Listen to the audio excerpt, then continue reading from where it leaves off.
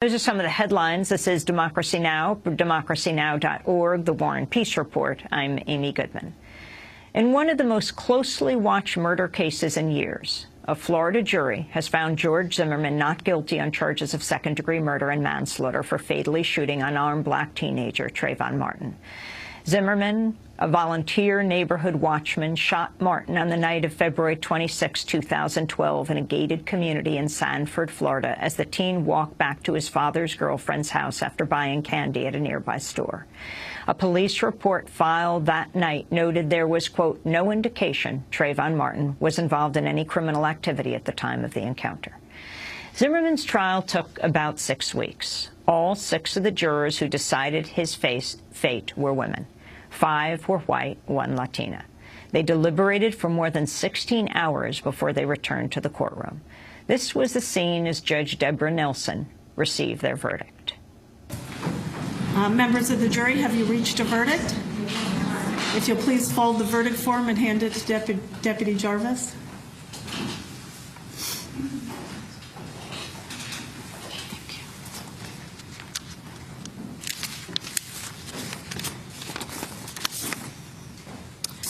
Okay, if you'll please publish the verdict. In the Circuit Court of the 18th Judicial Circuit in and for Seminole County, Florida, State of Florida versus George Zimmerman. Verdict: we, the jury, find George Zimmerman not guilty. So say we all foreperson. Does either side want to poll the jury? We would, Your Honor. Okay, ladies and gentlemen, ladies, I'm sorry. As your juror number is being called, please answer whether this is your verdict. Juror B 29, is this your verdict? Yes. Juror B 76, is this your verdict? Yes. Juror B 37, is this your verdict? Yes. Juror B 51, is this your verdict? Yes. Juror E 6, is this your verdict? Yes. Juror E 40, is this your verdict? Yes. Thank you. Ladies, I wish to thank you for your time and consideration of this case. We have recognized for hundreds of years that a jury's deliberations, discussions. Mr. Zimmerman, I have signed the judgment that confirms the jury's verdict. Your bond will be released. Your GPS monitor will be cut off when you exit the courtroom over here. That was the scene in the courtroom when the verdict was read in George Zimmerman's murder trial Saturday night. Afterwards, Zimmerman hugged his family members. Trayvon Martin's parents were not present. Later on Twitter, his father, Tracy Martin, tweeted, "Even though I'm broken-hearted, my faith is unshattered. I will always love my baby Trey." The teen's mother tweeted, "Lord, during my darkest hour, I lean on you. You are all that I have. I will love you forever, Trayvon, in the name of Jesus." That was Sabrina Fulton's response. Civil rights groups are calling on the Justice Department to file civil rights charges against Zimmerman. A petition launched by the NAACP gathered more than 225,000 signatures in the first few hours after Zimmerman was acquitted, temporarily causing the group's website to crash. The Justice Department responded Sunday that it's continuing to evaluate evidence from an ongoing federal probe as well as evidence from the state trial, and that, quote, experienced federal prosecutors will determine whether the evidence reveals a prosecutable violation.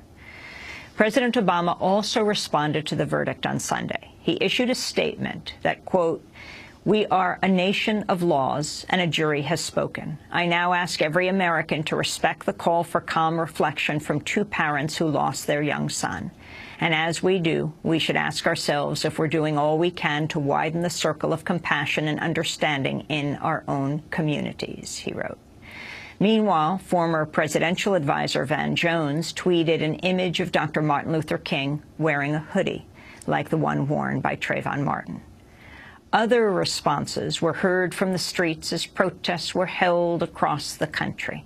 In Los Angeles, protesters shut down the 10 freeway for 20 minutes. Here in New York, thousands gathered Sunday in Union Square, then marched for hours through Times Square and up into Harlem. These are some of their voices. America, we need to show America enough is enough. Enough is enough. Leave our youth alone. Leave our youth alone.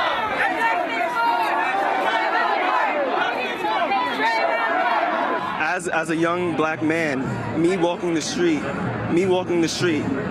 I could be seen as a criminal with a deadly weapon, because as they said, the concrete was a weapon to this young man. The concrete was considered a deadly weapon to this young man. So it harms me to feel like me walking the street is not safe. I'm not safe walking the street anymore.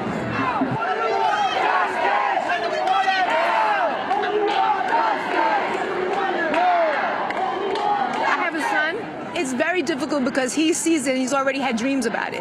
And he's already had dreams about the man following Trayvon. He woke up and told me, Mom, I saw him following Trayvon. So, I mean, he has nightmares already. So that's just a part of what we have to go through every single day.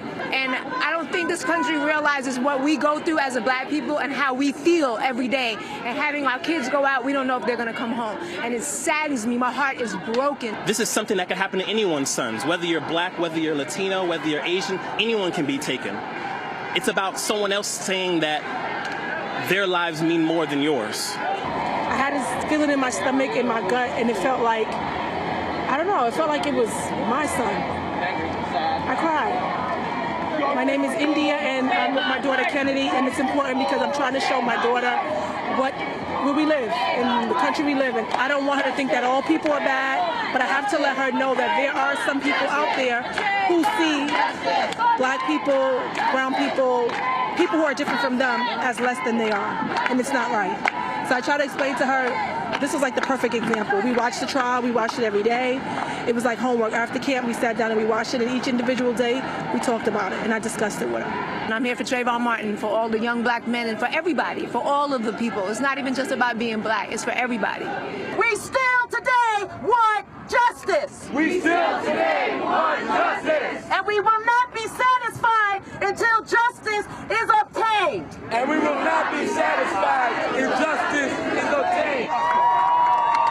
Some of the voices from the streets of New York City Sunday. Thanks to our new video fellows, Cassandra Lazare and Sharina Nodura, for producing that piece with Sam Alcoff. When we come back, we'll speak with the Reverend Jesse Jackson and Philip Agnew, Executive Director of Dream Defenders, a group of youth of color formed after Trayvon Martin was killed. Stay with us.